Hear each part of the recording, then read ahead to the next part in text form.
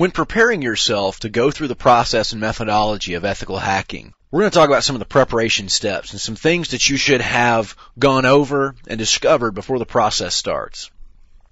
Right off the bat, I know we've mentioned it several times before, we're going to mention it again. Get sign approval for everything that you do. Clearly communicate your processes, procedures, tools, methodologies, everything. Clearly communicate that with the target. We need to sign any available confidentiality agreements. And I know this may sound strange, but you would almost want to go to the company and say, let me sign a confidentiality agreement. I want you to tell me what my limitations are for information disclosure. If they don't do that, and you carry that information out, keeping in mind that you haven't signed an NDA, you carry the information out, you give it to somebody, it comes up in court, now the court gets to decide what happens and what the limitation should have been. So we want them to clearly define our limitations there.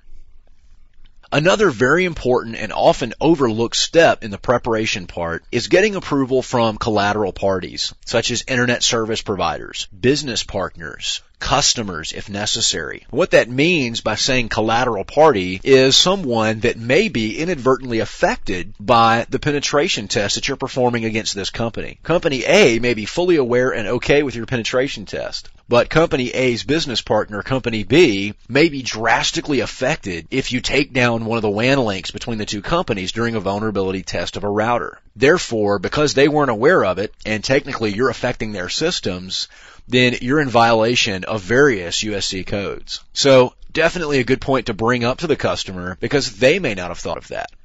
Make sure they understand what the limitations are of what you can do based on federal law and the steps they need to take to get you approval from those collateral parties. We put our team together and go ahead and build our tool knowledge base.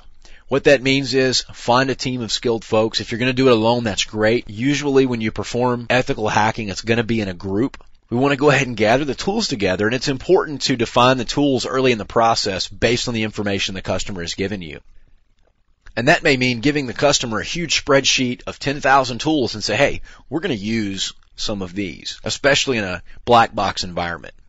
Anyway, we need to put together those teams and the tools to get everything defined early in the game. And speaking of defining things, we want to define our goals. What exactly does the customer want us to do? Have a clear goal statement, a project plan put together and ready to rock and roll for that, so you know what your target is.